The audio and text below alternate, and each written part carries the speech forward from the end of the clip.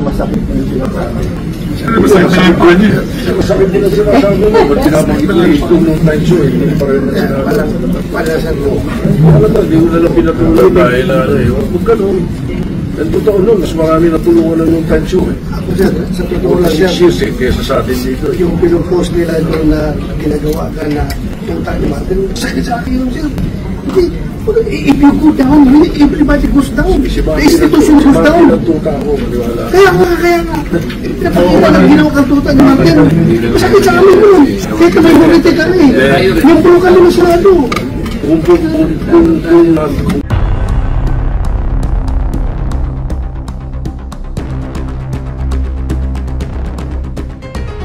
Senate President Tito Soto at Senator Bato de la Rosa nagkaroon ng mainit na pagtatalo matapos sabihin ni Senator Bato sa kanyang speech na hindi ito noontime show, na tila ito ay patama kay Soto. Minority kami, miyembro kami ng Senado, ani Senator Bato de la Rosa. Pinatamaan din ni Senator Bato de la Rosa si Tito Soto matapos pagtalunan ang paglilipat sa kustudiya ni Engineer Bryce Hernandez. Paglilinaw ni Senator Bato sa naganap na sesyon ng Senado ngayong araw September 15, hindi raw gimmick ang pag-question ng Senate minority nang magdesisyon ang Senado na ilipat si Engineer Bryce Hernandez sa custodial facility ng PNP matapos itong ipakontempt. Ito'y may kaugnayan nga sa naging statement ni Soto na gimmick lang daw ang pagbatiko sa kanya ng minorya patungkol sa isyu ng paglipat kay Hernandez na umano'y sangkot sa mga maanumalyang flood control projects. Ang Senado po, hindi po ito noontime TV show na puro gimmick ang ating tinitake up dito. Ang patutsada ni Bato kay Tito Sen. Nauna rito, umalma rin si De La Rosa sa naging pahayag ni Soto na mamatay sila sa sama ng loob na ang tinutukoy ay ang pagiging minorya nila sa Senado. Unang-una, yung mamatay sila sa sama ng loob. Kami, Mr. President, hindi po kami mamatay sa sama ng loob dahil hindi na po masama ang loob namin, dahil tanggap na namin na kami ang minority. Ang sinasama lang ng loob namin is bakit kailangan pang patayin kami sa sama ng loob. Hindi na po masama ang loob namin. Tanggap na namin na kami ay minority. Ani Senator Bato de la Rosa. Sagot naman sa kanya ni Tito Sen, I'm not supposed to do this. I'm not supposed to answer you. But I cannot help but do that because you took the floor. And parang sinisita mo yung Senate President, which is very unparliamentary. When I said mamatay sila ng sama ng loob, we were addressing the trolls because did not address the trolls who were saying something to that effect na misunderstood nila completely. Anya. Samantala, ngayong araw din ibinalik sa kustudiya ng Senado si Hernandez mula sa Pasay City Jail. Mr. President, since nabanggit mo na lang rin na yung pagpangalaga sa lahat ng miyembro ng Senado ay isang tungkulin ng Senate President. I just would like to bring to the attention of the Senate President. I came across with the news. Now, when the Senate President was asked by a certain Christian Esguerra regarding the minority taking up the question about the custody of Bryce Hernandez. Ito po ang sagot ng ating Senate President, which I find it very sad because being the Senate President, we hope that you are going to take care of not only the majority, because you are not the majority leader, you are the Senate President, and we hope that the majority and the minority will be taken care of by the leadership of the Senate. And if I quote your answer, Mr. President, gimmick yan ng minority. Hindi ba nila naiisip na baka si Martin Romualdez ang tuta ko? Makabintang sila porque pinagbigyan ko yung TRICOM, tuta na ako. May ginawa ba akong illegal? Yung request ng House of Representatives, illegal? Hindi. Ang gusto ninyo, awayin ko yung House of Representatives on day one. Mamatay sila sa sama ng loob. So, malungkot lang ko ito, dalawang punto, Mr. President. Unang-una, yung mamatay sila sa sama ng loob. Kami, Mr. President, hindi mo po kami mapatay sa sama ng loob dahil Hindi na po masama ang loob namin dahil tanggap na namin na kami ang minority. Ang kinasama lang ng loob namin is bakit kailangan pang patayin kami sa sama ng loob? Hindi na po masama ang loob namin. Tanggap na namin na kami minority. At pangalawang punto, Mr. President, gimmick lang ng minority yan. Ang Senado po, hindi po ito noon time TV show na puro gimmick ang ating titikap dito. Kami po ay nag-raise dito ng legitimate issues which requires legitimate attention.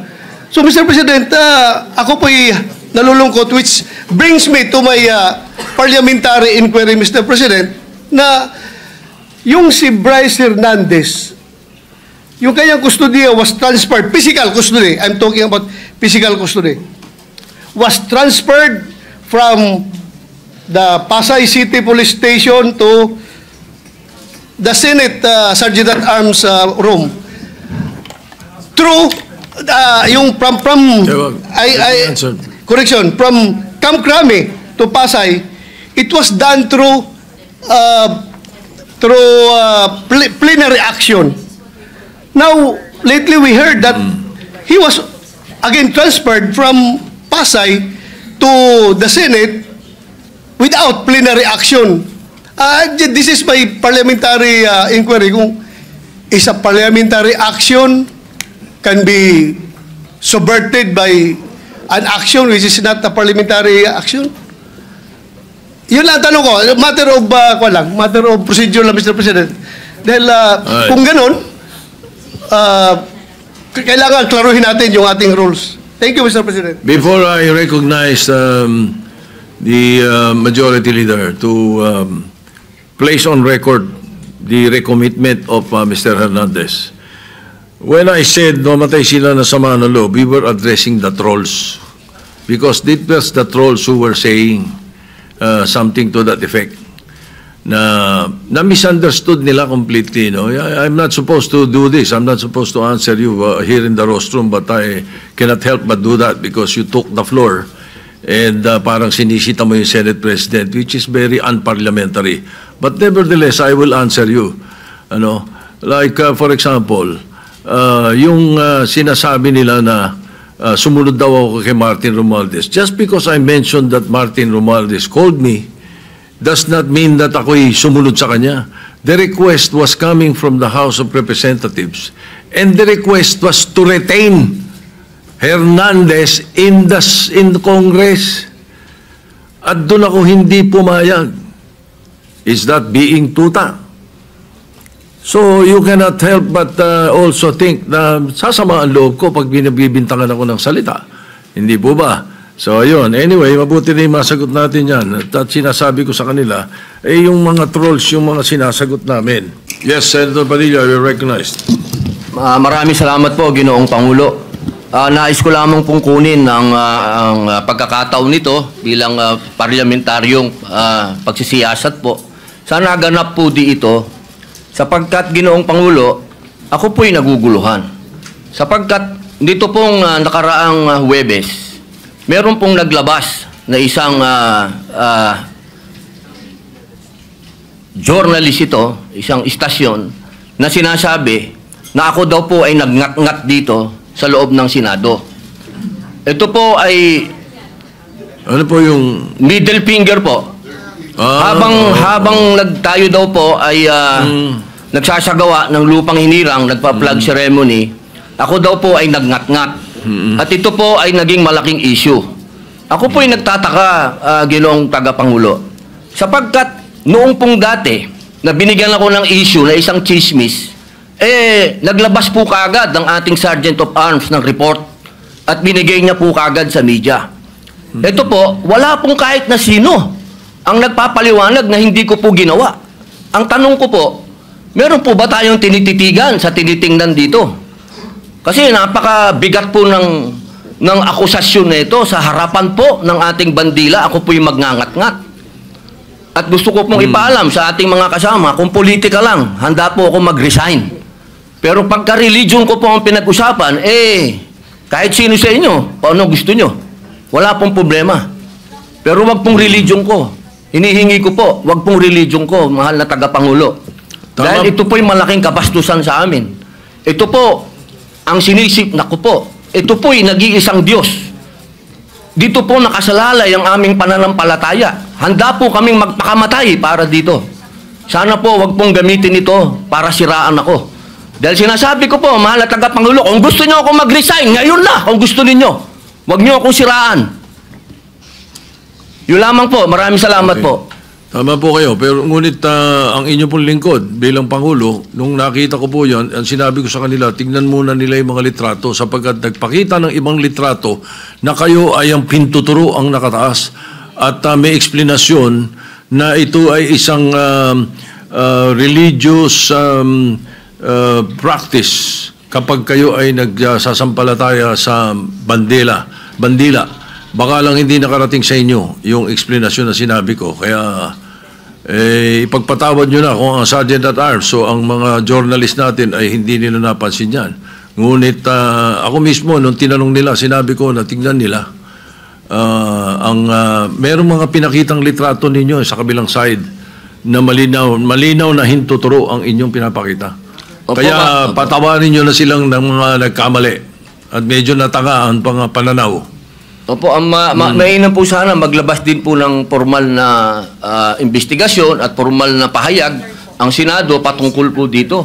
Kasi, Ginoong Pangulo, yung lumabas pong mga, meron pang parang dinoktor pa eh. Meron pong, malabo yung isang litrato eh. Meron pong nilabas sa apology ang Rappler Opo. sa inyo. Opo. Na ito ay mali ang pagkakasabi nila na kayo ay merong ginawang tawag niyo po, ingat-ngat. Opo. Alam niyo po, Ginoong Pangulo. Humingi ng tawad sa inyo. Ayan Opo, pero napakainam po kung manggagaling po sa Senado sapagkat marami naman pong camera dito ang magsasabi na hindi ko po ginawa yan. Hindi ko po magagawa yan. Tama. Napakalaking pambabastos po niyan. Hindi ko po magagawa, Ginoong Pangulo. Ako na mismo bilang bilang Senate President o tagapangulo ninyo, ako na nagsasabi na hindi ninyo ginawa yan. At tama yung mag-apologize sila sapagkat mali ang pinakita nila. Patawarin nyo na sila. Meron pang isa, merong naglabas din ng isang fake news na meron daw kumakanta rito ng Bayang Magiliw na pababoy. Papayagan ba natin mangyari dito yun? Hindi po totoo yun. Hindi nangyayari yun. Nandito kami at wala tayong nakitang nagkumanta ng Bayang Magiliw dito o ng Lupang Hinirang dito na mali. Kaya dapat nag-iingat ang ating mga netizen na ibang napakahusay ng mga netizens natin kung tutuusin eh. Pero may mga ilan nakakasingit talaga ng mga fake news na ganyan. Siguro masyado lang kayong popular kaya kayo pinag-initan. Maraming salamat po, Ginoong Pangulo. Wala po nga naman. Ngayon, to answer the issue of Mr. Hernandez, the majority may read the recommendation or the recommitment of Mr. Hernandez to the Senate custody. Yes, Mr. President. Mr. President, with the permission of the body, we made a study on the action that transpired the last 2 days on the recommitment of Vice Hernandez dito po sa atin sa Senado. To put on record, this is how it transpired. Last week, it was requested by, of course, the House of Representatives that we detain him in the House of Representatives. Hindi po kayo pumayag. Ang sabi nyo, kung ganun po ang gusto ni Hernandez kasi ayaw niyo pong bumalik dito, ang sinabi mo, hindi pwede. Dapat neutral and safe area doon po sa PNP Custodial Center. So nagkaroon po tayo ng debate dito dahil it was our distinguished colleague Senator Marcoleta who raised the issue that why was he put in the PNP Custodial area and not to the Senate Detention Facility, which was seconded by many of the members of the minority. A debate ensued. After the debate, I asked for a minute suspension and we all suggested na sa Pasay City Jail na lang po dahil malapit po sa Senado. Pero let's not forget the fact that originally, the position of the minority was to bring him back to the Pasay City Detention. It was only I who made the recommendation during the break that we keep it in Pasay City Jail because I approached the minority and you all agreed to my recommendation. And then after we started the session once more, the motion was done by the minority, graciously done by the minority, to move him instead to the Pasay City jail. But upon consultation of the chairperson of the Blue Ribbon Committee, Senator Lacson, the Senate President granted the request as the chairperson of the Blue Ribbon Committee requested that he be brought back to the Senate, which was really, yun talaga ang posisyon ng gusto ng ating minority at the time, para wala ng gulo, pumayag po kayo na dito na lang sa Senado, at may request na rin po, for the record, may sulat po si Bryce Hernandez, ang mga abogado niya, na ibalik siya dito, at yan po ay confirmed sa kanilang hearing this morning for his writ of amparo before the Pasay City Regional Trial Court. Sinabi po ay doon na lang po ako sa Senado ilagay. So, the Senate President acted on the request na gusto ibalik na lang po dito. Tayo naman po ang tayo naman po ay may kustudiya niya sa kanya. At as a matter of fact, while watching the press con of our distinguished colleague, Senator Marcoleta, nung tinanong sa kanya, sinagot po ni Senator Marcoleta ay tama naman po yan, dapat talaga dito siya sa Senado kasi tayo po ang may kustudiya. Sinabi po ng ating mahal na senador yun. So we also pursuant to Article 6, Section 6 of the rules of the Blue Ribbon Committee, which states, a witness cited in contempt may be ordered to be detained in such a place, be designated by the committee or concurrence of the Senate President by either detention order or commitment order. And under that commitment order, wherein the witness cited contempt refuses to produce documents required of him and her, or to be sworn or to testify, or maliciously evades or misleads the committee, or otherwise purge himself or herself of that contempt, may be ordered to be committed to any jail or prison facility upon recommendation of the committee through the chairman or the concurrence of the Senate President. So in this case po, the chairman had requested that he be brought back to the Senate for detention. It's not a violation of any rule, Mr. Chairman. Mr. President, thank you. President. Yes, the minority leader recognized. Sir President, allow me some, magandang hapon po, and allow me to clarify some, for our own peace of heart and mind, and marami kasing nakikinig din na lawyers, legislators, para lang klaro yung records, no? There are a few things I rely on. I rely on rules. The Bible is full of rules, and I believe kung ano itanim, yan ang anihin. The Senate, may rules yan. So, minority, majority, sigurado tayong masusunod yung rule. And of course, sometimes we misquote each other or we have misunderstanding, but we find a way na mag-usap-usap. Minsan umiinit ang ulo. I thank Senator Bato for bringing it up. I thank the Senate President for clarifying that he was referring to those commenting outside, because wala na po ni isa sa minority ang nagsabing tuta. I think that was comments outside the Senate. And it is fair game for whoever is alluded to. Both ways po, di ba? Pagka may sinabi tungkol sa minority, pero hindi naman kayo nagsabi, or hindi dito sa floor or sa media sinabi ng ibang kakampi or supporter, fair game yan. Part ng, another rule is the Constitution. So first, let me clarify yung pagiging unparliamentary. You cannot argue with the presiding officer. That is what, thank you very much. That is what is unparliamentary. You cannot argue with the presiding officer. Klaro yon, we all agree on that. But you can ask a question sa Senate President. Then the Senate President has an option to answer it himself or to pass it to the majority leader or whoever is in charge. But in this case, last week, because it was a decision by Senator Soto, our Senate President, hindi lang ng majority, our Senate President, you chose to answer it from there, which is your privilege. So we didn't mean to argue with you. But the procedure would be to either ask someone else to explain it or for the Senate President to go down at dito po mag-argue so that we do not argue with the Senate President. So if there was any form of disrespect, Mr. Senate President, we did not mean that. Pasensya na rin po kayo.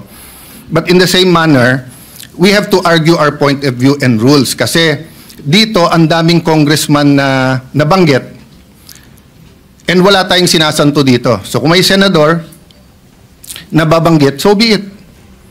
We have to get to the bottom of all of this. We need a national reset. Dapat lumabas lahat ng katotohanan. Nung sinabi kong we all have to repent, totoo yun. We are all sinners, but that doesn't mean na yung most guilty, yung mga guilty, lahat ng involved dito ay hindi dapat ma-expose at dapat parusahan. Ang problema nga, may gumugulo. At kung ikaw ang mastermind, guguluhin mo to. So ang problema namin, Mr. President, is that, and I think the Senator Marcoleta, the former chairman, will bring it up, no? Wala pa tayo dun sa state witness, eh. Nandun pa lang tayo sa protection of the witness, sa mga diskayas. Pero lumipat po tayo dito sa Assistant DE. Nagulat po kami kasi nga, hindi binalik sa Senado when he was still chairman. And Majority Leader, just to be concise, I'll read the rule, ha?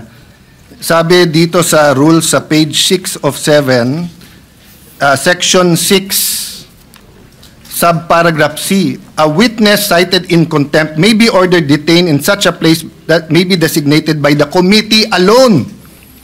May word po na alone. Or with the concurrence of the Senate President. And in our discussion, the new chairman admitted that he was not consulted. It was the Senate President.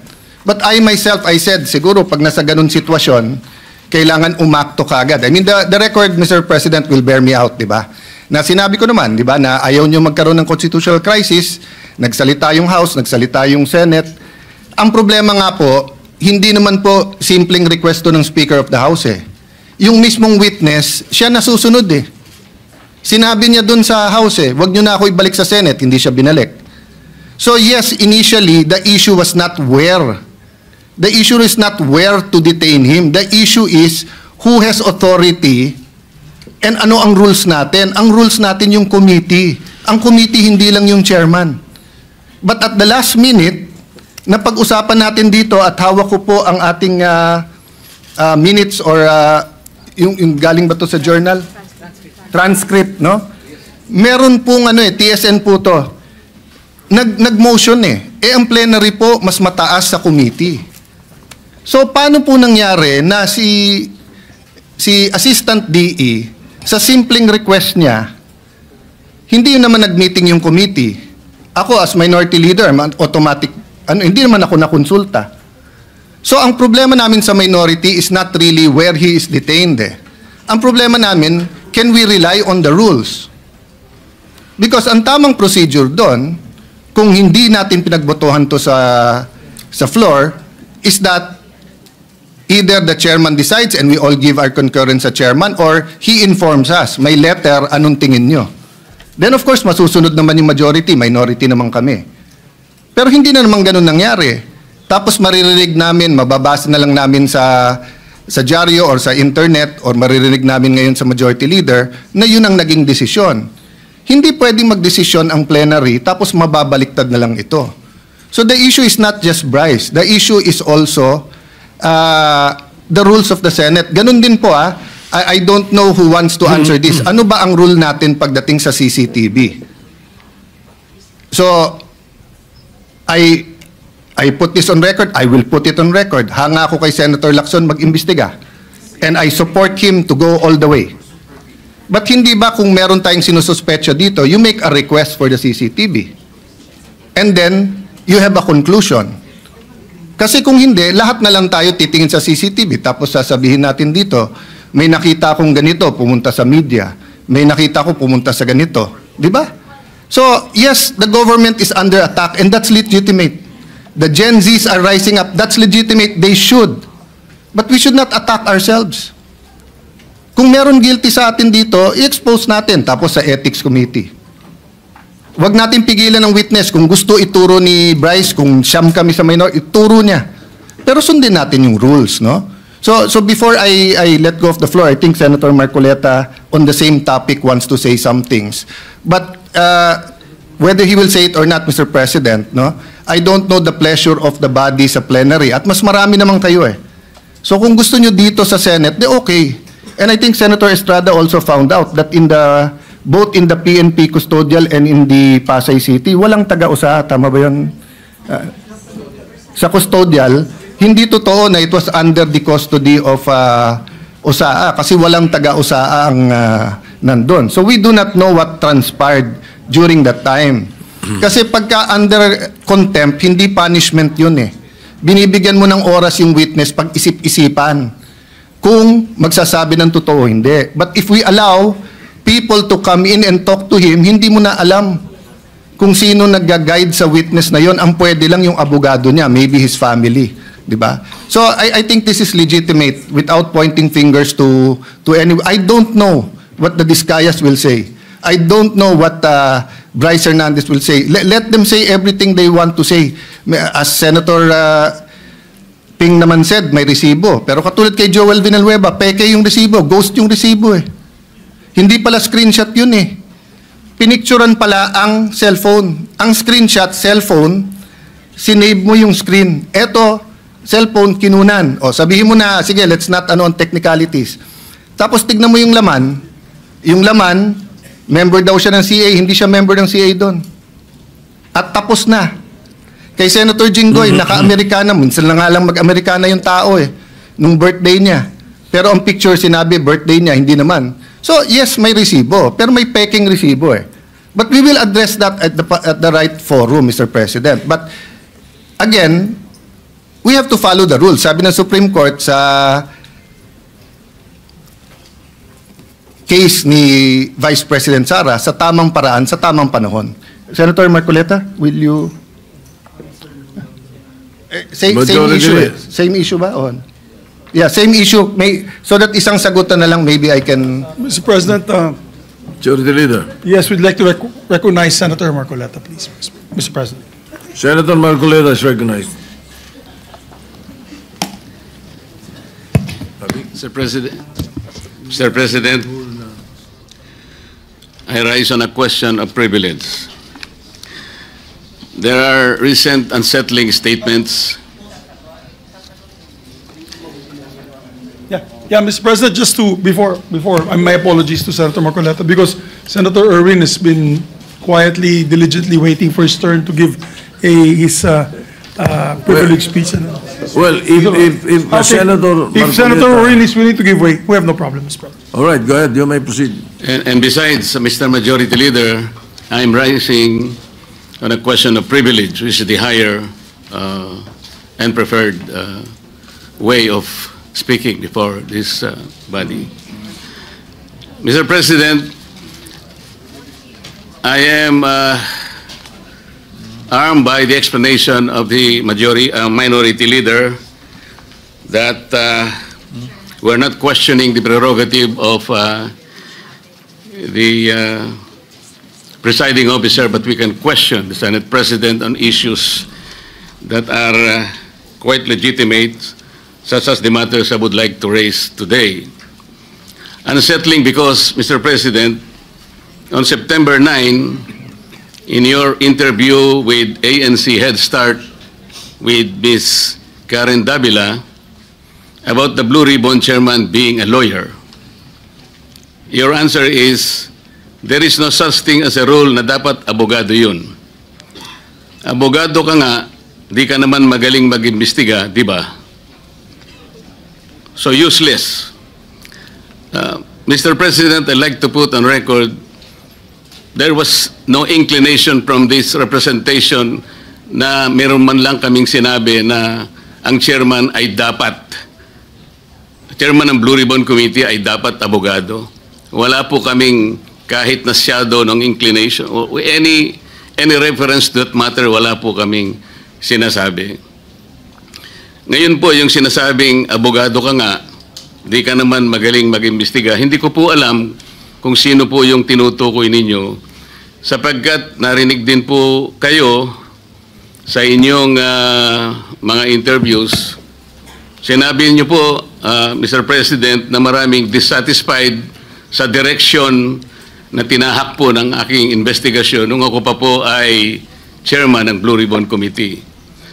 Hindi ko po alam kung sino po yung dissatisfied sa mga members natin. Wala naman pong perpekto, Mr. President, pero sa akin pong pananaw ay ginawa ko po yung aking makakaya. Kung meron man po akong pagkukulang, ay humihingi po ako ng tawad sa aking mga kasamahan sa Blue Ribbon Committee. Ngunit hindi ko po sinadya na ilihis sa direksyon ng tamang pag-iimbestiga ang ating Blue Ribbon Committee. Noong September 10 po, 2025, ang programa pong Sa Totoo Lang, sa 1PH, nandun po yata si Job Francisco, Chicky Berhel, Cheryl Cosim. Ang sabi po ninyo, with reference to the affidavit of the Discayas, may suspetsa kami na inedit yung affidavit.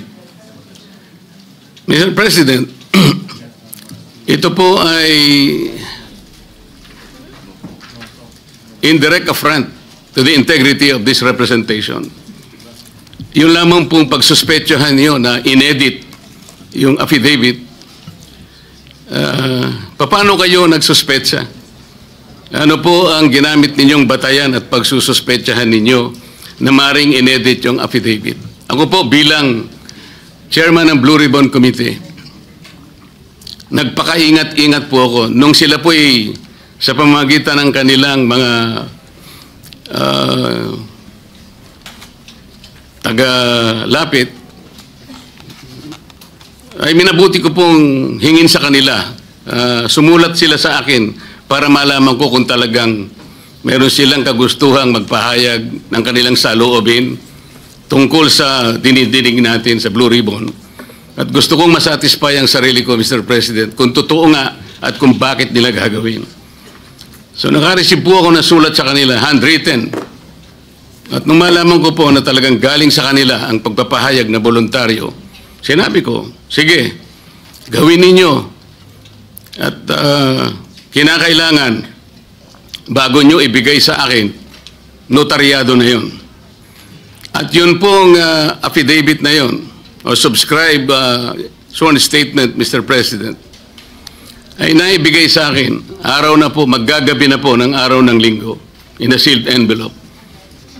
At kung sinasabi po ninyo na ang SOP ay dapat na ibigay sa mga miyembro ng ating Blue Ribbon, wala na pong pagkakataon sapagkat sa umaga po, alas 9, ay magsisimula na po ang Blue Ribbon Committee. Noong September 14 po sa Twitter ninyo, meron po kayong binanggit at ito po ang nakasulat. Very devious. Wala pang hearing ang Blue Ribbon ni Ping Lacson. Gusto ng ilang magpalitan agad. What are they so afraid of? Bakit minamadali WPP agad ito? Ano bang nangyari? Malalaman natin sa Blue Ribbon kay Senator Lacson, meron siyang investigasyon ginagawa tungkol dyan. Ano po ba yung pinanggalingan ng mga salitang yun, Mr. President? Sino po yung natatakot?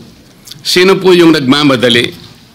Kung ang inyo pong tinutukoy ay yung aking sulat para i-recommenda na mag-apply sa Witness Protection Program ang mag-asawang Diskaya, yun po inaayon sa batas, Mr. President. Ito po ay naayon sa Section 4, Republic Act 6981. Ito po yung Witness Protection Act. Ang sinasabi po doon, in case of legislative investigations in aid of legislation, a witness with his express consent may be admitted into the program upon the recommendation of the Legislative Committee where his testimony is needed when in its judgment there is pressing necessity therefore, provided that such recommendation is approved by the President of the Senate. Ang committee po ay nagpasya, Mr. President, kasi hiniling po ng Diskaya sa kanilang sworn statement na meron tangka sa kanilang buhay, sa kanilang seguridad, ang kanilang pamilya at kanilang mga anak. Kung kami po ay nagmamadali, yun po kasi ang sinasabi ng batas. Para makapag-apply po siya na sa Witness Protection Program, ang chairman po ng committee sa pagsang-ayon ng kanyang mga miyembro, kailangan po kami gumawa ng sulat sa Secretary of Justice. Ayun nga po, ipinrepair namin kaagad. Hindi nga lamang po napirmahan ng pumalit na Senate President sapagkat nagpaliwanag siya, nalaman pala niya na meron palang press con ang ating Department of Justice Secretary na doon sinabi niya, hindi raw siya magbibigay ng witness protection sapagkat kinakailangan munang ibalik ng mga diskaya anumang pera ang kanilang nakuha sapagkat hindi kanila yon. Sa mga kapatid, ang policy daw ng Department of Justice ay ibalik muna yung pera bago aksyonan ang kanyang aplikasyon sa Witness Protection Program. Mr. President, ako po'y nalulungkot. Maski sa aking press con kanina sinabi ko kung bakit ganun ang sinabi ng Secretary of Justice. Wala po sa tuntunin yun eh. Kung babasahin lamang po niya ang Section 3 at Section 10 ng Republic Act 6981, wala pong binabanggit doon na restitution, yung pagsusuli. Nag-uumpisa lang po sa pagsusuri, sa pag-iimbestiga ang komite. Meron na po bang halaga na dapat isuli? Na-determine na po ba yun? Meron na po bang ruling na kung ano yung, kung sino at gaano ang isusuli ng kung sino man ang may kasalanan? Meron na po bang ganun? Wala po eh. Prospective lang pong mag-a-apply eh. Nasa sections 3 and 10 ang mga requisites kung ano-ano po yun. Mga 10 requisites po yun. Yung restitution, wala po ron eh. Kaya po ako'y nalulungkot kung bakit po binanggit yun ng Secretary of Justice. Samantalang, nung pong linggo, bago magkaroon ng hearing noong September 8, nagkausap pa kami at binigyan pa niya ako ng kasiguruhan na sige, ibigay mo na sa kanila ang pangangako na mabibigyan natin sila ng immunity sapagkat tayo naman ay magka-partner sa kagustuhan natin, pati yung Witness Protection Program ay ating maipasakagad. So yung pagbibigay po niya sa akin ng garantiya, kasama na po yung kanyang USEC. Yun ang nagbigay sa akin ng lakas na loob. Kaya ako'y sumulat kagad. Hindi ko alam na babaligtarin ako ng Department of Justice. Ngayon po, Mr. President, yun po ang ginamit ninyong dahilan kung bakit hindi nyo pinirmahan. Sana man lang po ay napakarami naman ninyong mga abogado sa inyong opisina rin. Binasa nyo sana yung batas. Kung yung restitution po ay isa sa requisite para ang isang tao ay makapag-apply man lang. Yun po kasi yung prinsipyo ng batas eh. Bago siya gumawa ng isang marahas na kapasyahan, alam niyang mag-aalanganin ang buhay niya. Magsasabi siya, nung inaakala niyang maaring makapaglagay sa panganib ng kanyang buhay, kailangan nga bigyan natin din siya ng protection. Yun po yung batas eh. Hindi ko nga po alam kung bakit sasabihin ninyo, bakit may pagmamadali? Dito pa nga po sa sinabi ninyo noong September 13, Mr. President. Ang reading ko, sabi po nyo, camouflage lang yun eh. To put me and the leadership of the Senate under the gun. Kunwari, merong naiinis sila. Kung bakit ko pinirmahan, kung bakit hindi ko pinirmang sulat sa DOJ, baka may commitment sila to someone, to some people. Is there a commitment somewhere? Baka merong nakiusap na pwede silang ipasok sa Witness Protection Program. Lahat po ng ganitong mga pagsususpetsa is a direct affront to the integrity of this representation, Mr. President. As a member of the Senate, bakit po kinakailangan magkaroon tayo ng ganitong pahayag sa publiko na walang basihan ni katitingman? Ito po yung nakakalungkot. Noong September 10, sa bilyonaryo interview with Ms. Corina Sanchez, ang tanong po ni Ms. Corina, Bryce Hernandez natatakot daw po siyang bumalik sa Senado. May basihan po ba ang kanyang pangamba? Yun po yung tanong niya sa ating Senate President. Ang sagot po ng ating Senate President, sabi niya sa House, makatid, parang kinonfirm niya. Ang nangyari, yung mga congressmen nag-request na kung pwede daw, huwag ibalik sa Senate dahil meron daw siyang binabanggit na mga senador. So ang ginawa naman ng mga congressmen, nakiusap kay Speaker, si Speaker tinanong sa akin, dahil ang sinasabi raw kung pwede mo nang i-retain. Sabi ko, hindi pwede dahil sa legal custody namin yan eh. Dahil merong contempt dyan sa Senado. Eh nakikiusap sila kung pwede na wag sa Senate mismo, hindi naman i-retain sa House. Ang umandar sa akin, siyempre, yung tinatawag na parliamentary courtesy. Kasi meron silang nakakontempt doon, yung si Mendoza, gusto rin naman namin kunin yun. Alam ko later, iimbitahan namin yun. So ang nangyayari po, Mr. President, kaya ba dinidiscredit, kaya ba pinagsususpetsahan yung Diskaya sworn affidavit sapagkat may binanggit siyang 17 congressmen? Yun po ba ang dahilan? Bakit naman po nung siya, yung Hernandez ay nag-testify sa House, bakit kagyat nating pinakinggan naman ang kanyang katwiran? Dahil may binanggit naman siya, di umano, na may kasalanan na dalawang kasama natin dito. At saka siya nagsabi na, huwag niyo na akong ibalik doon sapagkat manganganib ang buhay ko. Ang maliwanag po dito, pagka ang nagsasalita si Bryce Hernandez, parang merong kagad pagpapatibay. Parang pinaniwalaan na natin na maaaring manganganib ang buhay niya sapagkat meron siyang binanggit na dalawang kasama natin. Paano yung buhay ng Diskaya na inimbitahan nila doon? Na binigyan na, bigla na lang nating wala man lang tayong aksyon. Samantalang 17 congressmen ang binanggit niya. Hindi niyo ba naisip, manganganib din ang buhay niya, pero walang nagsalita dito sa atin. Yun po yung aking nakikita. Huwag po tayo mag-away-away. Ang ating pong hinahanap ay katotohanan lang. Pero kung ganito po ang gagawin natin, manggagaling po sa ating Senate President, magpapalipad po kayo ng salita na kami po ay wala namang kinalaman. Lalong-lalo na po ang representasyong ito. Kahit minsan wala po akong sinabihan na mas magaling po ako. Wala po akong sinabing ganun. Ang sinabi ko lang, ang pagkakaiba po ng investigasyon ng Senate Blue Ribbon Committee is in aid of legislation. Kung ang direksyon ko pong yun ay mali para sa inyo, nasa sa inyo na po yun. Pero yun po ang nalalaman ko. Sa 3 pagdinig lamang po, nasabi ko na po kanina sa press con, sa 3 pagdinig pa lamang po namin, nakita ko na po ang pangangailangan ng halos 14 na legislative measures na dapat natin kagad na ipasa para sa ganon, maayos natin, ma-address natin kagad ang malalang problema ng corruption sa ating bansa. Maraming salamat po sa pagkakataon, Mr. President. Thank you, Senator Marcoleta. Majority Leader? Yes, Senator Kiko Pangilinan would like to be recognized, Mr. President. An objection?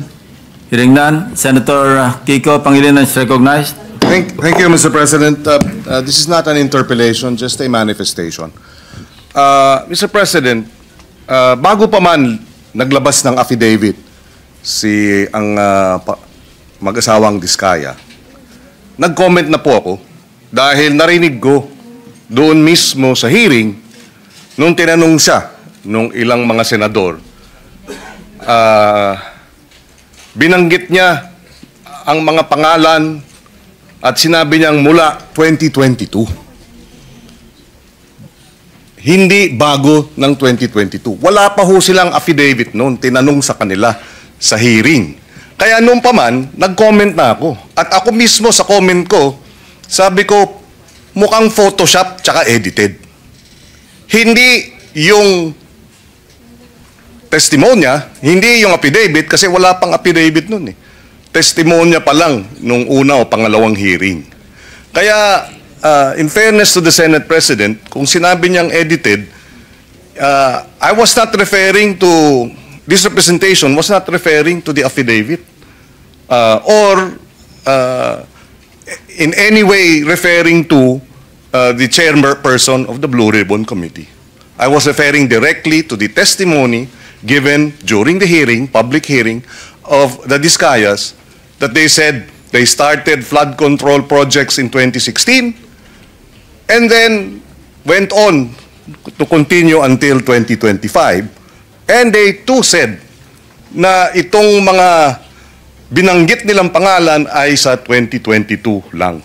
So, kahit na wala pa ho yung affidavit, doon pa lamang sa kanilang mga testimonya during the public hearing, nakita ko na mukhang hindi kapani-paniwala. At least this is my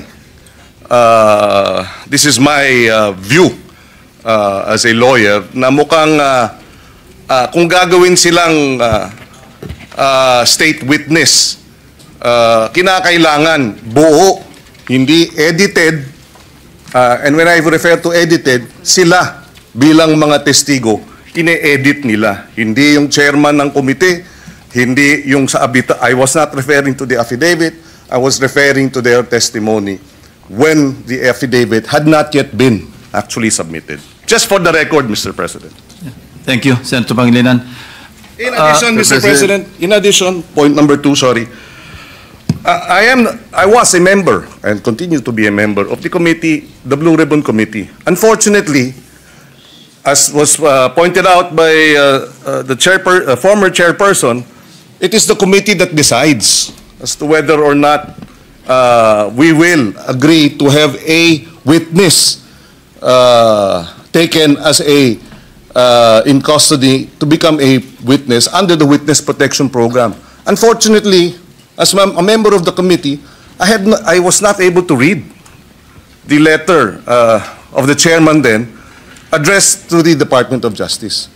So in that case, Mr. President, sabi siguro kanina, if I heard correctly, nagmamadali dahil nga yung seguridad ng ating mga magiging witness dapat ay paramount. Pero sa akin, mas paramount siguro na may process na ang mga committee members makita man lang yung sulat bago ito'y ma-repair sa Department of Justice. Wala akong nakita, wala po akong nabasa, nakita ko na lang sa dyaryo, Mr. President. Mr. President, kailangan lang masagot yung manifestation ni Senator Kiko. For a while, Senator Marcoleta, Mr. President. You have not been recognized yet. Okay. Majority Leader. Yes, Mr. President, we'd like to recognize, well, he may be allowed, if with the permission of the Senate President, let him allow him to answer, or at least reply to the manifestation of Senator Kiko Pangilinan, and then after we'll recognize our Senate President for his interpellation. Thank you. Thank you, Mr. President. Wait for a while. Senator Marcoleta is recognized. Thank you. Maalala po natin, Mr. President, na nung pangalawang hearing po ng Blue Ribbon Committee, doon po namin finload yung idea na kung nais po ng mga resource persons, particularly po yung mga 15 contractors na naimbita sa ating Blue Ribbon, kung gusto ninyo na magsalita kayo, come into the open, pinload po namin sa second hearing yun. Makakatulong po kayo sa Estado, lalong-lalo na po kung magbabanggit kayo ng mga taong alam ninyo na mas malaki kaysa sa inyo kung bakit nangyari ang matinding korupsyon sa ating bansa. So pinupload po natin yung idea na maaari silang mag-apply under the Witness Protection Program. Kaya po yung una nilang pananalita, nung sila ay wala pa po at hindi pa nakumbinsi siguro na lalabas, iba po yung kanilang testimony sigurado. Ngunit nung malaman nila na may pagkaseryoso naman po yung offer namin, na kung makakatulong po kayo, magsabi na kayo ng totoo, baka po, sabi namin, yung criminal prosecution, madidispense na yon, pinaka most likely siguro, pagdating ng araw, civil liability na lang ang haharapin ninyo. Meron po akong paniwala na pinag-isipan nilang mabuti yon, kaya lumabas yung mag-asawa na yon. Nung lumabas sila, natural, dahil sa magsasabi na sila ng totoo, lalabas po talaga kung anong gusto nilang sabihin. Maring taliwas po doon sa narinig na nauna na pahayag ni Senator Kiko. Sa mga tweet, hindi po pwedeng pagbasihan yung nauna nilang pagsagot sapagkat hindi pa sila nakapagpasya na kanilang sasabihin na kung anong nalalaman nilang totoo sa kanilang kalooban. Yun po yung totoong nangyari ron. Kaya hindi po ako naniniwala na dahil lamang doon sa maaring hindi pareho nung una yung kanyang testimony at doon niya na sinabi yung buong katotohanan ay maaring edited o maaring may pagbabago o hindi pwedeng pagbasihan. Sa aking palagay po, ang pinag-uusapan natin, ano man yung kanilang sinumite, wala pong karapatan ang sino man sa atin na husgahan yun eh. Yun po yung kanilang nalalaman eh. Pagdating po ng araw, ang korte na po ang gagamit doon. Kung sakasakaling matapos po yung investigasyon na ito, nagkaroon po ng committee report at sinumiti po at ang rekomendasyon po ay ipagsakda lahat ang mga tao may kinalaman dito. Yun pong mga ganong klaseng dokumento ay pupunta rin sa korte.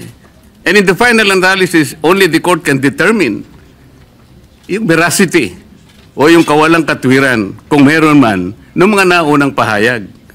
Yun po yung gusto naming mapansin, Mr. President. Salamat po. Thank you, Senator Marcoleta. The Senate President is recognized. Thank you, Mr. President. Thank you, Mr. President.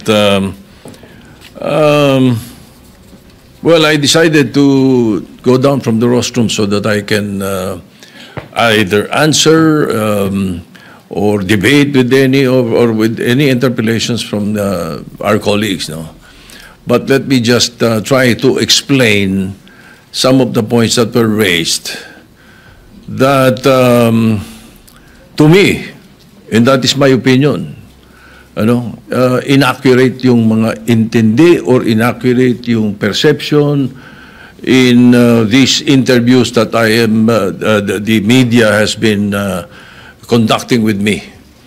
Ang totoo nga yan, dami ko pa nga iniiwasan na interview eh. Kukunti pa nga yun eh. Pero whenever I am asked, I come out with my opinion. You don't like my opinion, but you have to respect it. In much the same way as I respect your opinion, whatever it is. No, but when it comes to the issue of legal, there are rules to follow. So let me start with what the minority leader said as far as the Blue Ribbon Committee is concerned and the order. Malinaw sa rules natin eh. A witness cited in contempt may be ordered by detained in such a place as may be designated by the committee alone or, andun yung or with the concurrence of the Senate President by either one detention order. So it's the Senate President has the power to do that. Ngayon, nung binibigay sa akin yung binigay sa akin yung sulat para i-recommend yung witness protection program ng mga Diskayas, ang feeling ko incomplete eh. Ang usapan at narinig ko ito kay Secretary of Justice, kailangan tell all, hindi tell half. Di ba? Ang mga binabanggit, 2022 to 2025 eh. Sila number one contractor, 2016 to 2022 eh. Ba't wala doon ang kwento? Di ba? So, you cannot blame me if I do not want to immediately do that. No? And then I know for a fact, as I said in the media, I know that there is a possibility that we will change the leadership the following day. All right. Now, let me continue with some of the opinions that were aired. Well, of course, yung nabanggit kanina ni Senator De La Rosa, pasensya na, baka nabigla ako at nagamit ko yung salitang gimmick, Pero it could had been a wrong word that I should not have used, no? Pwede kasing opinion yun, sapagkat yung publiko, yung public ang madalas kong marinig na sinagsasabi nun eh. Now,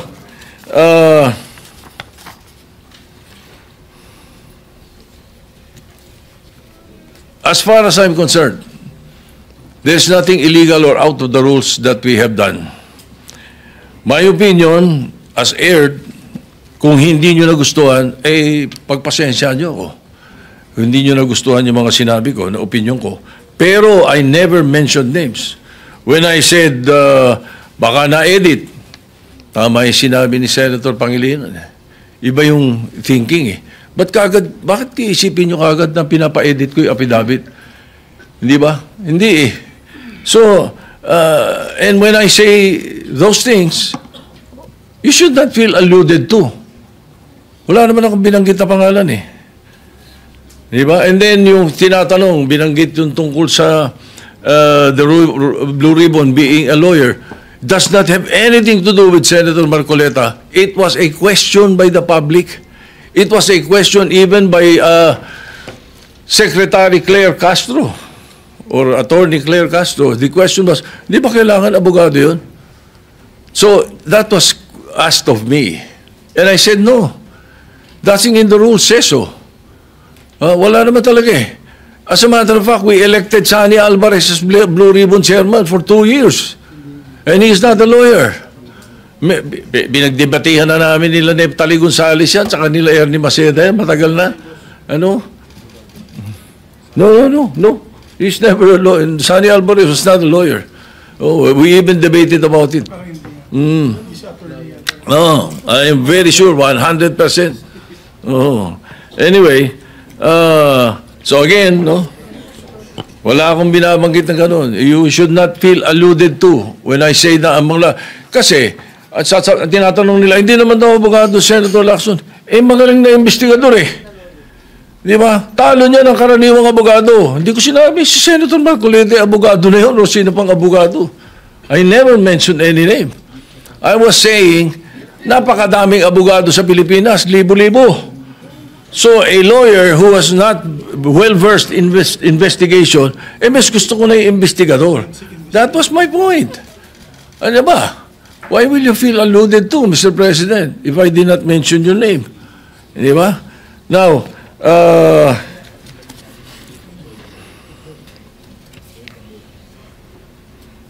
again, as far as the rules are concerned, the Senate President has the power to order his transfer, especially in this case, now I asked the chairman of the Blue Ribbon Committee after they sent a letter, and it was done in court. It was done in the RTC 112 this morning. That was where the letter was transmitted to Attorney Valentina of the Senate Legal, who was representing the Senate in the hearing of the writ of amparo. Yun ang istorya nun. So the request was go back to the Senate. Ay sabi ko maganda, if that is your request, because that is precisely what the members of the minority wanted. Hindi ba? So no question. O ba't may question ngayon? Nalilipat natin, binalik natin sa Senate custody. Ano? And then also, to be fair to the OSAHA, ano? Every day, they monitor wherever that person is. Kahit na nung dinala natin yung si Colonel something sa Muntinlupa, mayroon tayong sa Pasay City Jail, si Balad ba yun? You don't need to have an OSAA there the whole day, 24 hours. It's not necessary. The important thing is it's under the custody of a legal custody. Yun ang importante ron. So hindi kailangan nakabantay OSAA doon.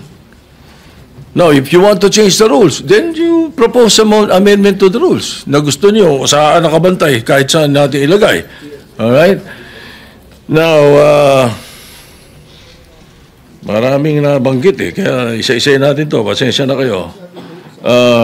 Ang Witness Protection Program, ano, ang pagkakaalam ko, magkakaroon ng immunity from criminal prosecution.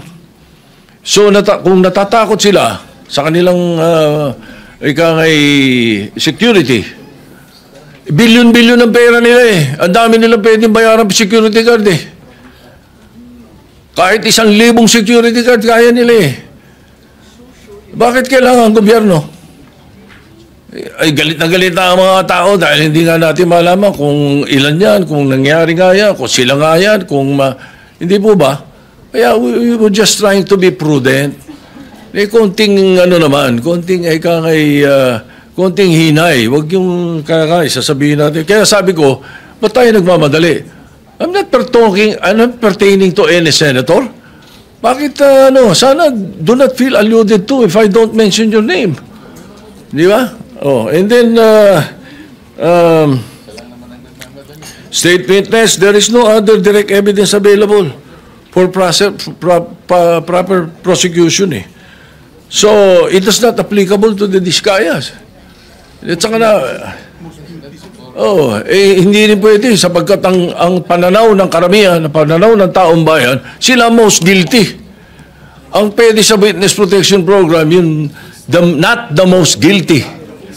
Ayun ang sinasabi ng batas. Anyway, as I said, the Senate President has the power to order the transfer. And if I have used a word that does not conform to your palate, then pagpasensyahan nyo. Pag ganun, bagkat karamihan ng binanggit ko, opinion ko. Kung ako ini-interview ng media, I always, as far as I'm concerned, tell the truth. Pag ang media kausap mo taong bayan eh. Ganun yun. Kaya iniiwasan ko na hindi ako magsabi ng totoo. Kung opinion ko hiningi, binibigay ko opinion ko, hindi ko tinatago. So if you don't like my opinion, I'm sorry, Mr. President. But that's how it is. Thank you. Yeah, Mr. President. What is the pleasure of the Minority Leader? Yeah, Mr. President, because I mentioned some of that, may I be allowed to interject? And then, of course, it is the pleasure of the Senate President if he wants to answer again. The Minority Leader is recognized. Thank you, Mr. President. Unang-una, Mr. President, sa rule, verba lehis. Kapag ka very clear, plain interpretation, clear po yun. You do not interpret. Ang sinabi po sa Rule 6, a witness in contempt may be ordered detained in such a place may be designated by the committee alone. Alone. Ibig sabihin po, yung committee lang. Ano yung with? Kasama. With concurrence of the Senate President. Hindi nakalagay or the Senate President. So you ask all the lawyers here, they will tell you, ang ibig sabihin nito, pwedeng kumuha ng concurrence or pwedeng hindi. Yun yung or.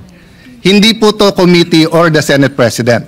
That's why if you go to the last paragraph, the order may be lifted by the chairman with the concurrence of the Senate President. The Senate President cannot lift ang nakalagay doon with the concurrence. Hindi rin pwedeng yung committee.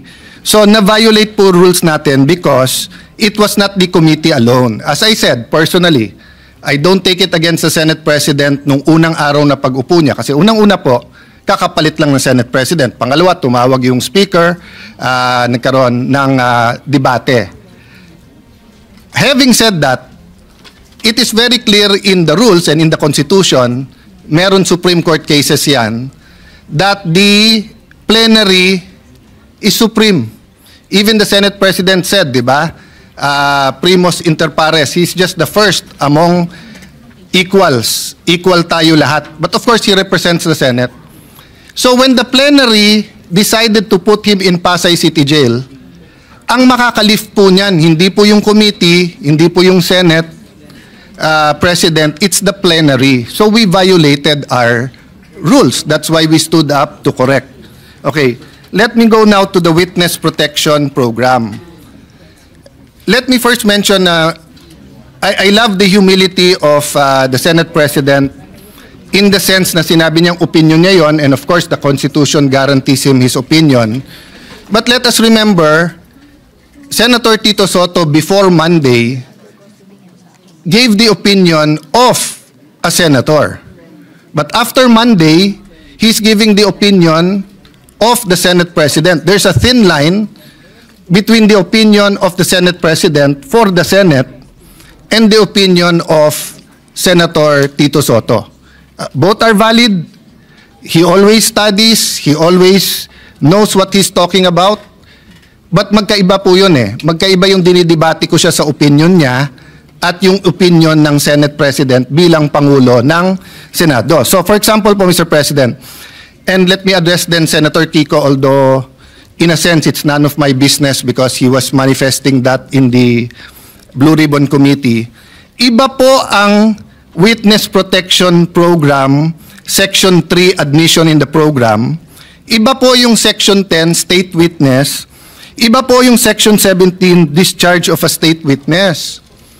Yung pong sinasabing he does not appear to be the most guilty, yan po ay tatanggapin natin pag state witness na wala po tayo doon. Nandun pa lang tayo sa Section 3 protection. So let me make that clear, ha? Kasi po, ang nasabi ng Senate President, paano yun yung perception ng tao, most guilty sila? First of all, I don't agree. Kaya nga nagrarally, alam ng tao may mastermind sa likod nila. Di ba? Napakagaling naman ng Diskaya na pati BICAM, pati budget, pati everything, sila ba nagpapatakbo ng gobyernong Pilipinas? Di ba? They probably could be one of the most guilty na may kasama sila, pero it is very much possible na may mastermind behind them. At hindi lang po sila ang may ghost. So kung sila ang mastermind, then ibig sabihin, for example, Wow, Sims, etc. Ibig sabihin nun, kasama din sila. Pero kung ginagawa din ng Sims yun, ginagawa din ng Wawaw, maaring individual racket yun, maaring meron pong mastermind. Maaring nasa DPWH yung mastermind. Maaring nandito sa Senado, maaring nasa Kongreso, maaring napakataas ng posisyon. Hindi ko po alam.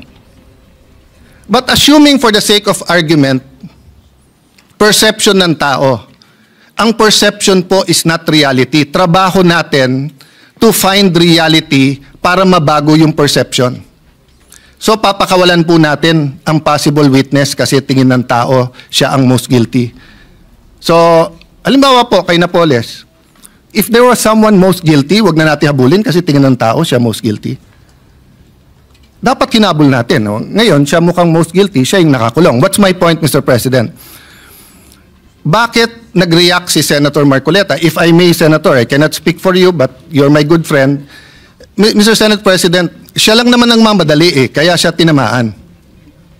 Pero tama na magdali siya, bakit buhay Pag sinabi ng isang witness that his life is in danger, whether we agree with that witness or not, we have to protect their lives. Kahit payag tayo o hindi. Kahit tingin natin nagsisinungaling o hindi. Bakit po? Okay, number one, wala pong magnanakaw na hindi sinungaling.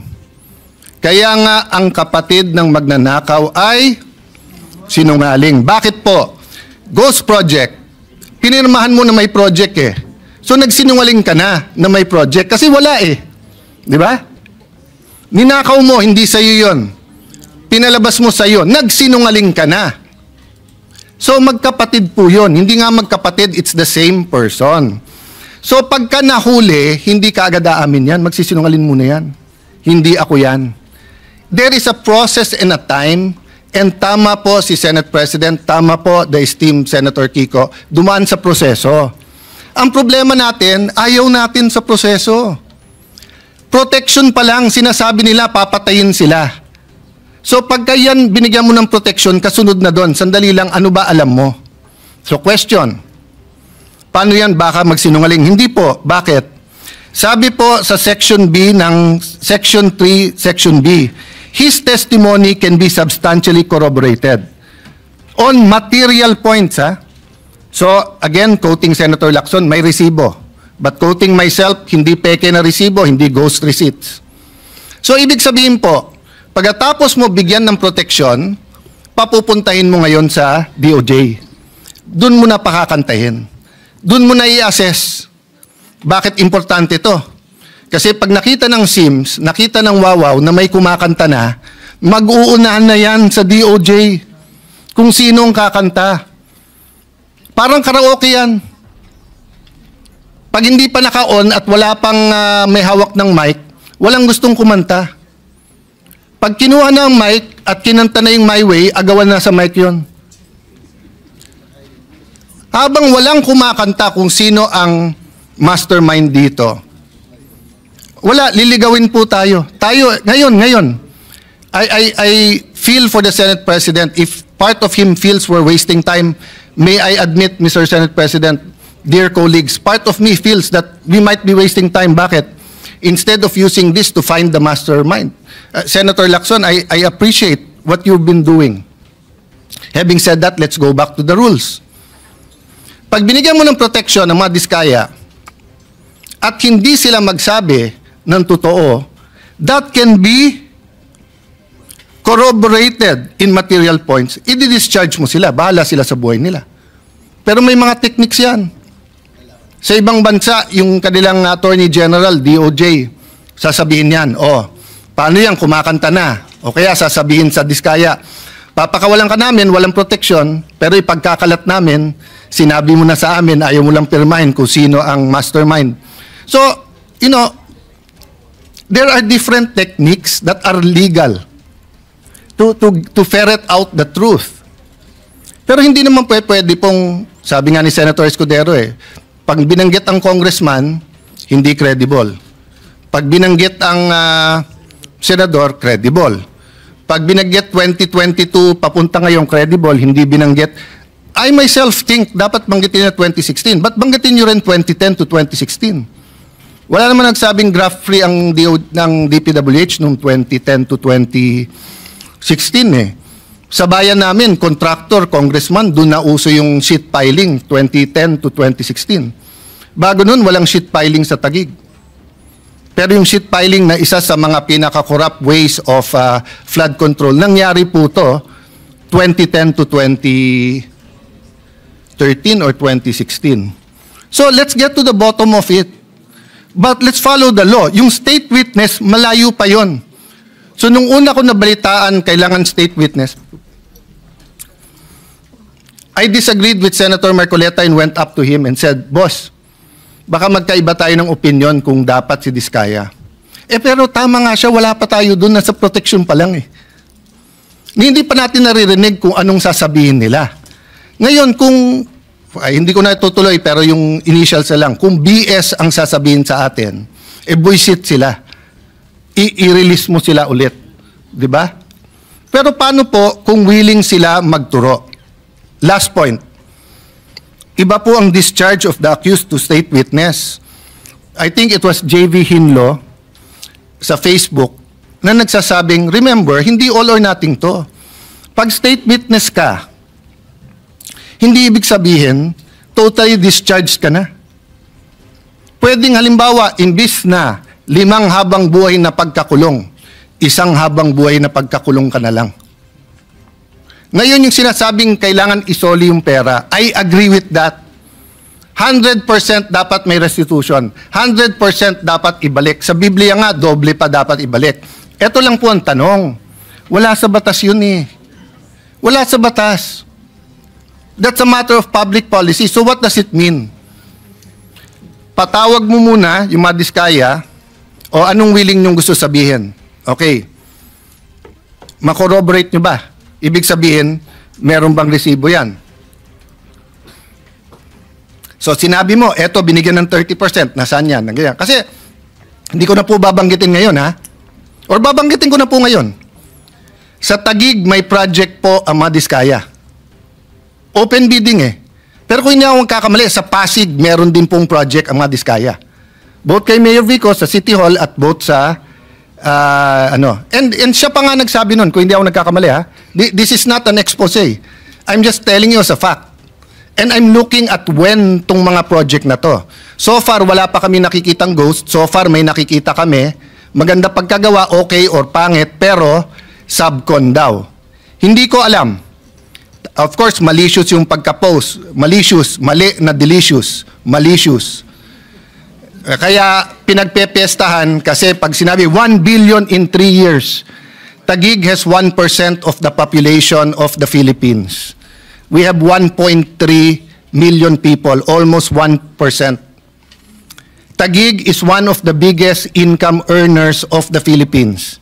So ang infra ng Taguig is between 7 to 9 billion. So sa 7 billion a year, in 3 years, 21 billion. Ang 1 billion mo, wala pang 4%. Ang Taguig used to be underwater for 3 months. Pag umulan ng December or November, hanggang January na yon. Awan ng Diyos, hindi masyadong bumabaha ngayon. Very minor. So what's my point? Imbestigahan niyo po kami. Huwag niyo pong i-exempt ang kahit anong city. Huwag niyo i-exempt si Alan Cayetano. Huwag niyo i-exempt ang congressman namin. Huwag niyo i-exempt yung kapatid ko na dating mayor. Huwag niyo i-exempt si Vico Soto. Huwag niyo i-exempt si Joel Villanueva. Lalong niyong wag i-exempt si Jinggoy Estrada. Huwag nyo i-exempt ang mga congressman, pero bakit? Sandali lang. Nagsalita ka, Diskaya, bawal ka na. Pero ikaw, Bryce, dahil senador binanggit mo, sige, sabihin mo lang kung saan mo gusto, doon ka na magstay. Hindi ata tama po iyon. No? So, ganun din ang hamon ko sa DPWH. Para kuman kapatid, yung bagong sekretary, hinahamon ko siya na saan na ang listahan ng lahat ng projects, ang lahat ng 15, para isang posting na lang tayo. Hindi yung parang nachismis ka na magse-Senate President ka, biglang may lalabas na listahan. O, nachichismis si Lito, nakikipag-usap sa akin, baka may lumabas na listahan sa'yo. Pinag-uusapan namin yung paborito kong Maha Blanca ba tawag doon? Na dinadala niya, tibok-tibok pala, tibok-tibok. So Mr. President, I understand the stress. Bagong upo ang majority, the country is in turmoil in sense of finding an answer, but there are rules we have to follow. So, mahaba pa to, pero witness protection program, doon pa lang po sa protektahan. Marami siyang pera, may security. So, kung napatay siya, we will never know. We will never know who the mastermind is because a simple sulat order na please protect them. Protect them, give them 48 hours. Pag hindi sila nagsabi kung sino. Pag sila nagsabi, pero BS ulit yung sinabi nila, di-discharge natin. Number 3, hindi po kami ang nag-request ng meron pong taga Office of Sergeant at Arms. Pinapaliwanag namin na sinabi na pag may nangyari sa kanila dito, pag dito sa Senate, yung perception na sumusunod tayo sa witness. Ang majority ang sumagot ng may legal at may actual or physical custody, pero parating under OSAA yan at yung OSAA masusunod. Hinahanap ko yung transcript kung...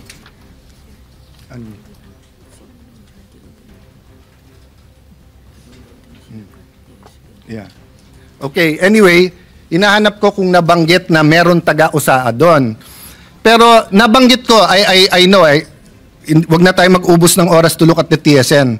Ang concern namin, sinong magko-coach o kakausap sa kanya doon. Don't worry, mahigpit ang rules, di ba? Tapos nandun ang OSAA, wala nga yung OSAA doon eh. So yun ang point namin. Hindi po namin criticize ang OSAA, hindi namin nahanap. Pero napakabigat ng ano na to, ng mga allegations dito eh. So yung integrity ng witnesses, napaka-importante. Opinion, I agree with you, Mr. Senate President. Dapat hindi dapat hindi tinatamaan. Nabanggit nyo, devious, ibig sabihin, makademonyo, yung plot na magkakaroon ng bagong Senate President. Unang-una, ang nagbanggit na mag-ingat sa coup ay kasama nyo sa majority nung Thursday dito, hindi kami sa minority.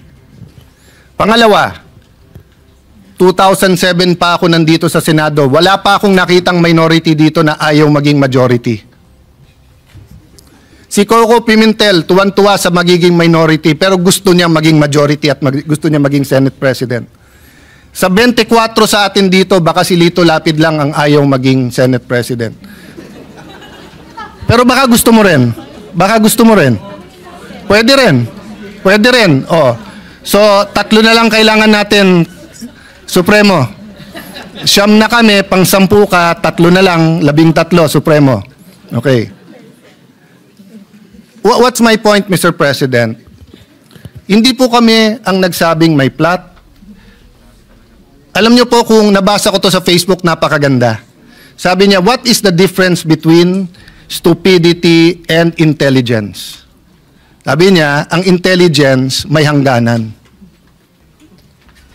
Tama nga naman, wala naman hangganan ng stupidity, di ba? So tanong ko sa inyo, mga kasama ko, sa minority man majority, sinong tanga na magkuku, tapos i-announce, tapos ilalagay sa Facebook na may numero na sila? Di ba? Wala naman magkuku, tapos i-announce, tapos sasabihin na meron. Siyempre, lahat tayo may supporter, kinikilig yun. O ilabas natin bukas na si JB Ejercito ang magiging Senate President, kikiligin po ang mga supporter ni JB Ejercito. Ilagay po natin na si Jinggoy Estrada, kikiligin supporter niya, magagalit naman yung galit sa kanya. So, we respect the majority and your prerogatives, Mr. President, di ba? Wala akong kinausap na senador over the weekend. In fact, nahiya ako sa minority because ang paalam ko sa kanila, minority leader. Di ba? But I can tell you straight in everyone's faces with all humility, dahil alam nyo to, you offered me the Senate presidency in 2016. Pero ang kasama doon ay magiging Secretary ay Justice Committee si Leila de Lima na alam kong ang tanging pakay ay tanggalin si Duterte plus other committees that I did not agree with. That was the cost. Hindi ko kayang bayaran yung cost na yon. Hindi ko kayang bayaran yung cost na yon. So, I lost it. Napunta kay Coco Pimentel and it was good for the country. Panay Mindanao. But yun yung cost. Oh, it was offered to me again last month. But sabi ko, hindi ko kayang saksakin sa likod. Kahit sa harap, hindi ko kayang saksakin si Chis Escudero. So, humanap ng ibang kandidato. And I think, at this time, Senator Soto has a role to play. And he is Senate President. Diba? So, if and when it is offered to me, it will be in terms that I can pay the cost. Kasi lahat yan may cost eh. Eh, ang hirap maging independent po ngayon. Bawat galaw natin, ituloy natin yung hearing, may galit kasi may independent commission na. Huwag natin ituloy ang hearing, parang may pinagtatakpan tayo. That's why I'm glad that the Senator Lacson said, tuloy yung hearing. Let's focus, may mastermind dito. Yung mastermind ang kailangan mabunyag. Bakit? Kasi kung hindi uulitin. Pangalawa po, may kultura, naging madali sa mastermind kasi kultura nating corruption. Sa maraming paraan. So, Mr. President, I beg to disagree that hindi nasunod ang rules. But we're starting out. And our plate is full. Sa minority, we have a nation-building agenda. We plan to participate sa budget hearing. Sinabi, wala ng flood control funds. Some want it sa feeding program, some want it sa education, some want it in different programs. So we'll all be busy here, but we have to establish. So what do we do now? I do not know the pleasure of Senator Jinggoy or the pleasure of the chairman of the Blue Ribbon Committee kung siya hold. But as of now, hindi natin i-reverse ang plenary sa Pasay City Jail. If you ask me to vote, ako gusto ko dito. Kasi hindi naman penalty ang contempt in the sense na gano'n, no? But Mr. President, hindi naman pwedeng magbobotohan tayo dito sa plenary tapos i-reverse ng kung sino man.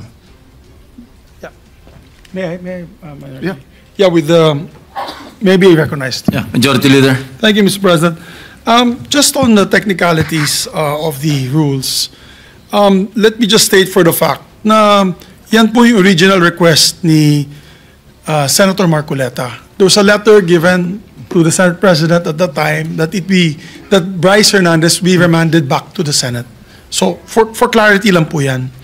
And then we had a debate after the Senate President tried to look for a win-win solution after the witness had asked, going back to what I said earlier, that did not be brought back to the Senate. When the new Senate Blue Ribbon Chair was elected, which is the gentleman on the podium today, Senator Panfilo Lacson, he conferred with the Senate President. Nilalagay ko lang po yung proper context, no? Kinausap niya yung Senate President na ibalik na lang po sa Senado. So, wala po talaga tayong bina-violate na rule niyan. Although, I think to keep this long story short, Mr. President, naawa kasi ako kay Senator Erwin Tulfo. Kanina pa naghihintay ng 3:30. Yan ang pangako ko sa kanya na magbigay siya ng privileged motion and privileged speech. Para, lamang po, para siguro ma-rectify itong problemang ito. May we ask the gentleman, are you objecting to the recommitment of the witness to the Senate? Because if so, then I'll make the proper motion and we will sustain the decision of the Senate President. And that's it. Because if there's an objection, Mr. President, I clearly remember my compadre, Senator Bato de la Rosa, giving a very passionate speech that here in the Senate, protektado sila dito. Hindi kami katulad ng House na binabadyan yung witness. I believe him. And I believe the Sergeant at Arms was appointed by the predecessor of Senator Soto, our Sergeant at Arms, can be trusted, Mr. President. So if that is the case, to end this discussion, let's just have a debate in plenary. Or debate, rather, I will move for a motion and let us decide with finality where will the witness be remanded, Mr. President. Because as far as I'm concerned, I will sustain the decision of the Senate President to bring him back here to the Senate. That is what everybody wanted last week, including the minority. So, Mr. President. Mr. President. Yes. Mr. President. Mr. President, I will yield. For a while. Sorry. Who will yield? Yeah. Okay, I will yield, Your Honor. Okay, the minority leader is recognized. Sorry, Mr. Presiding Officer, to make it hard. I will yield to Senator Joel to answer that. But the commitment I want is we follow the rules. So next time, pag nagbotohan tayo dito, hindi pa pwedeng may post-action tayo to unless it's an emergency. Nilipat na eh. Thank you, Mr. President. Thank you to our Majority Leader. Mr. President, distinguished colleagues, I have been listening attentively to the statements, comments, ideas, arguments being raised in this August chamber. But I think the very first question that was raised when we opened the session is when Senator Bato de la Rosa asked as to whether or not plenary action can be superseded, Mr. President, by any action of the committee or even the Senate President. Mr. President, let me put on record my disagreement, Mr. President, with the decision that was made when Senator Jinggoy Estrada made a motion here in this August chamber, which was carried upon by the members of the Senate. So it was no longer just Senator Jinggoy or the members of the minority. It is the entire Senate who made that decision. And we wanted to put on record, Mr. President, why we supported that motion of Senator Jinggoy Estrada. Mr. President, last Tuesday, when this guy, the Assistant District Engineer from DPWH, mentioned the name of this representation and that of Senator Jinggoy, he immediately stated that he is scared of the Senate. He is scared of the Senate because he mentioned two senators. And during that time, Mr. President, Senator Tito Soto is already the Senate President. And then afterwards, a lot of congresspersons would say that he is safer in the House of Representatives. And then the lawyers of this fellow would mention na ngayon, all of a sudden, safe na siya dito sa Senado. It puts a bad taste in the mouth, Mr. President, na para po bang may mangyayari sa kanya pag nandito siya sa Senado. And that's why, again, when Senator Jinggoy made that motion, we all supported him. And not just the members of the minority, but the entire members of the Senate. And so, Mr. President, even if the majority right now, including some members of the minority, would support the idea of bringing him here in the Senate premises, Senate custody, I will have no objection, Mr. President. But as a former majority leader, I tried to look at the rules, Mr. President. I have not seen a single line in the Senate rules that says the plenary action ay po pwede pong masupersede ng anumang suggestion ng committee o ng mga abogado po natin sa Senado. But again, Mr. President, let me put on record, I will submit with the wisdom of the majority. If that is the desire of the majority, na ibalik po siya dito, yes, I have no problems with that, Mr. President. It's just that I appeal to my colleagues here. Dear colleagues, kung kayo ho dito ang isa sa mga pinangalanan, kahit wala hong ebidensya, kung kayo po dito Ang ginawa ng, sabi nga ni Senator Cayetano, hindi screenshot picture ng isang telepono. Kayo ho yung gawa ng ganun.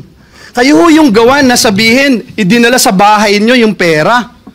Doon po sa simbahan ng JIL Church.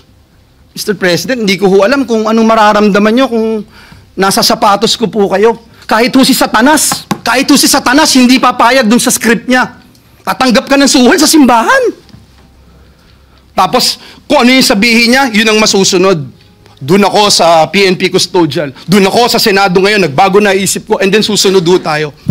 Mahirap hulunukin yun, Mr. President. Dear colleagues, sana hindi nyo maranasan itong ginawa sa amin.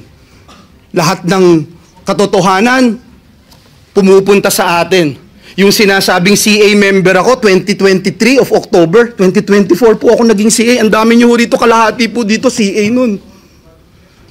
2023, sabi, kino-confirm si Secretary Bunuan. 2022, confirmed si Secretary Bunuan. Paulit-ulit po ako dito, wala akong flood control, walang maiturong flood control. And yet, ito, paniniwalaan. Nasa news, nasa lahat po. Dito sa atin, binanggit yung mga kongresista, pero wala, parang falling to deaf ears, Mr. President.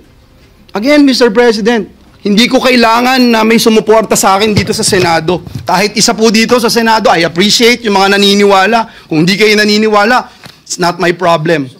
Ang alam ko lang, Mr. President, mahirap na ikaw paparatangan tapos sa mismong sarili mong bahay, hindi ka maproteksyonan. Sa mismong sarili mong bahay, pinagdududahan ka o hindi ka man lang mapakinggan, Mr. President. At parang ang nagiging dating ngayon, kung ano ang gusto ni Bryce, nitong assistant district engineer, siya po yung masusunod. So yun lang Mr. President. Akin po, kung ibabalik po siya dito, let the plenary decide and let's continue to abide by our rules. Marami pong salamat, Ginoong Pangulo. Mag-subscribe at i-click ang notification bell para sa mga susunod na video updates. Maraming salamat po.